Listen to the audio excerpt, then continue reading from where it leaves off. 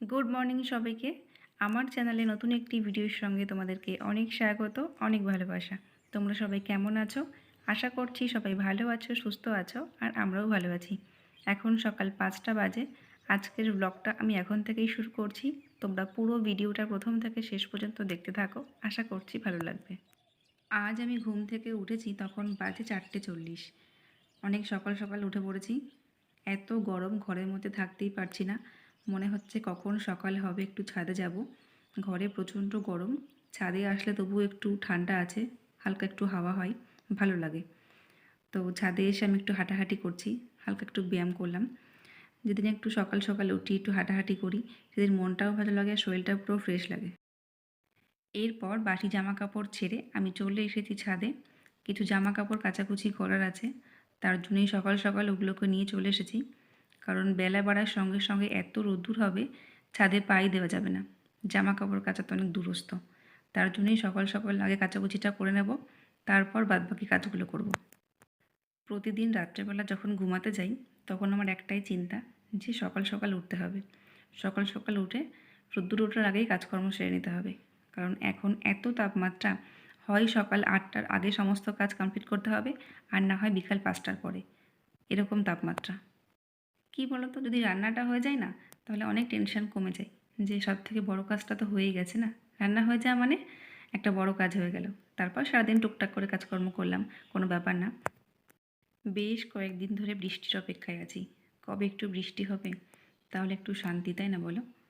কিন্তু এখন এই ধানের সিজন, এখন সবারই ধান কাটা, বাঁধা, ঝাড়া, ধান ঘরে তোলার সময়।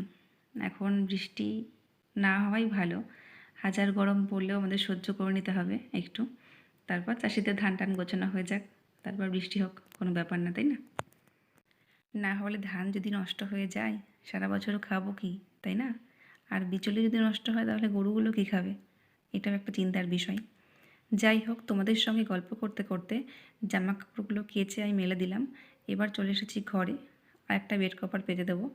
তারপর ঘর টর গুছিয়ে চলে যাব রান্নাঘরে। হালকা কিছু খাওয়া দাওয়া করব, তারপর রান্না বসিয়ে দেব। এই কাচাকুচি করতে গিয়ে বেশ অনেকটা বেলা হয়ে গেল। আর বেলা হয়ে গেলে না, উনুনের পাড়ে যাওয়াই যায় না। চেষ্টা করি যত সকাল সকাল রান্নাটা হয়ে যায়। আজকে একটু দেরি হয়ে গেল, কিছু করার নেই, কারণ আজকে একটু কাজও তো করলাম সকালে, তাই না? কারণ বেলা হয়ে গেলে তো জামা কাপড়গুলো আমি কাচতেই পারবো না, এত রোদ্দুর হবে। এই দেখো বন্ধুরা, মোটামুটি আমার বিছানা গোছানো হয়ে গেছে। ঘর বিছানা যদি টিপটপ করে গোছানো থাকে, তাহলে কিন্তু একটা মনে আলাদা শান্তি লাগে, বলো? বন্ধুরা, সকালবেলা অবস্থা দেখো, মনে হচ্ছে স্নান করে এলাম, ঘেমে পুরো জল হয়ে গেছি। এত গরম সহ্য করার মতো না। এখনও 6:30 বাজে, এখনও যদি এই অবস্থা হয়, ভাবো সারাদিন তো পুরো পড়ে আছে। এই ঘরদোর সব ঝাড়ঝড় দিয়ে গুছিয়ে পরিষ্কার করলাম। এবার যাব রান্না করতে। সব থেকে কঠিন কাজটাই বাকি আছে। এই গরমের মধ্যে রান্নাটাই সব থেকে বড় কঠিন কাজ, সেটাই বাকি। এখনও ব্রাশ করিনি, জামা কাপড় ছাড়া হয়ে গেছে। ব্রাশটা করব, তারপর রান্না বসাবো। তোমাদের ওখানে কীরকম গরম পড়ছে, টেম্পারেচার কেমন, কমেন্টে জানিও। আর এই গরমে সবাই কেমন আছো সেটাও জানিও। আমরা তো একদম ভালো নেই, রাত্রেবেলা একটুও ঘুমাতে পারি না। যাই হোক বন্ধুরা, এখন ভকভক করার টাইম নেই, রান্না করতে হবে।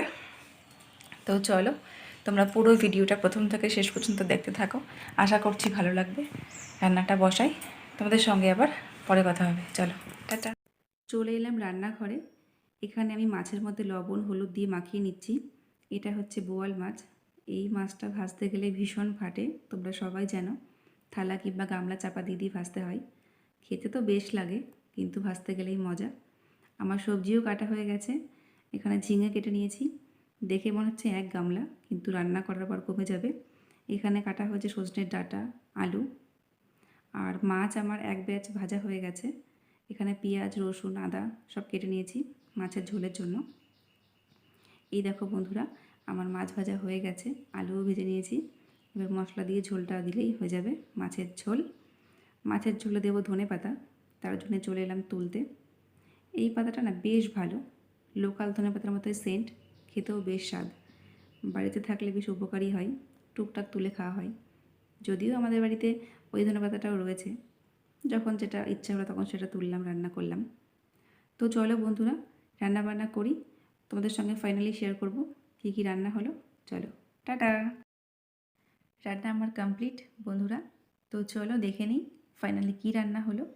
রান্না হচ্ছে ঝিঙে পোস্ত, এখানে আছে শুক্তো, আর এখানে রয়েছে বোয়াল মাছের তেল ঝাল, সাইডে শশাও কাটা আছে। তো চলো বন্ধুরা খাওয়া দাওয়া করে নিই, তোমাদের সঙ্গে আবার পরে কথা হবে। বিকালবেলা গুটি গুটি পায়ে আমি একটু যাচ্ছি মাঠের দিকে।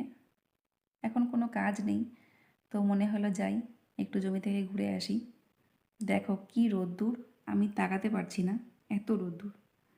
দেখেছো পাশে ধান কাটা রয়েছে, এখন সবার ধান কাটার সময়। অবশ্য এই ধানটা আমাদের না, লোকেদের। তোমরা সঙ্গে থাকো, দেখাবো আমাদের ধানের জমি। এই যে এটা হলো আমাদের ধান, এই জমির ধানটা কাটা হয়ে গেছে, আরও আছে যেগুলো এখনও কাটা হয়নি, আগে পরে লাগানো, কোনোটা আগে পেকে গেছে, আর যেটা পরে লাগানো সেগুলো এখনও পাকেনি। আস্তে আস্তে সবই কাটা পড়বে, যেহেতু এখন সবারই ধান কাটার সময়, ঠিকঠাক করে লোক পাওয়া যাচ্ছে না। বাবার একার পক্ষে ভীষণ কষ্ট হয়ে যাচ্ছে, কিছুই করার নেই।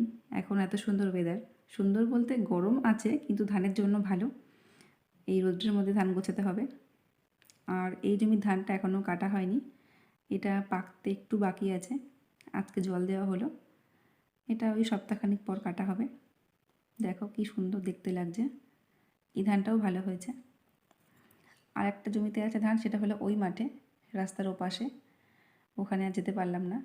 যদি সম্ভব হয় পরের কোনো ভিডিওতে আমি নিশ্চয়ই শেয়ার করব। ধানের জমিতে আমি আজকে ফার্স্ট টাইম আসলাম, তো দেখলাম ধান মোটামুটি ভালোই হয়েছে। তো চলো বন্ধুরা জমিটা ঘুরে দেখলাম, তোমাদেরকেও দেখালাম। এবার বাড়ি যাওয়া যাক। সন্ধ্যাবেলা বাবা আমাদের সবার জন্য নিয়ে এসেছে ফুচকা। আমি যে কটা খাবো এখানে সে কটা নিয়ে নিয়েছি, আরও আনা হয়েছে, সেগুলো আমি সবাইকে ভাগ করে দিলাম। বাবা এখন অনেক এক্সপার্ট হয়ে গেছে, জানে বৌমা আমার ফুচকা খেতে ভীষণ ভালোবাসে, তার জন্য মাঝে মাঝেই নিয়ে আসে। মাঝে মাঝে বলতে 2-1 দিন বাদে বাদেই নিয়ে আসে। বুঝি যে এটা হেলদি খাবার না, কিন্তু খেতে ভালো লাগে। আগে খেয়ে তো নিই, তারপর যা হয় হবে, তাই না? আর রাতের খাওয়া দাওয়া বলতে ভাত তরকারি সব রয়েছে, ওগুলোই খেয়ে নেব। ফুচকা খেয়ে তো অলরেডি পেট ভরেই গেল, অল্প একটু ভাত খাবো। এখন আর রান্নাবান্না করবো না, ভীষণ গরম লাগছে, যা আছে ওই দিয়েই হয়ে যাবে। তো বন্ধুরা আজকের ভিডিওটা এখানেই শেষ করছি। ভিডিওটা কেমন লাগলো অবশ্যই কমেন্ট করে জানিও। যদি কিছু ভালো লাগে থাকে প্লিজ লাইক কমেন্ট করো এবং চ্যানেলটি সাবস্ক্রাইব করে দিও। তোমাদের সঙ্গে দেখা হবে নতুন কোনো ভিডিও নিয়ে। ততক্ষণে তোমরা সবাই ভালো থেকো, সুস্থ থেকো আর সাবধানে থেকো। চলো।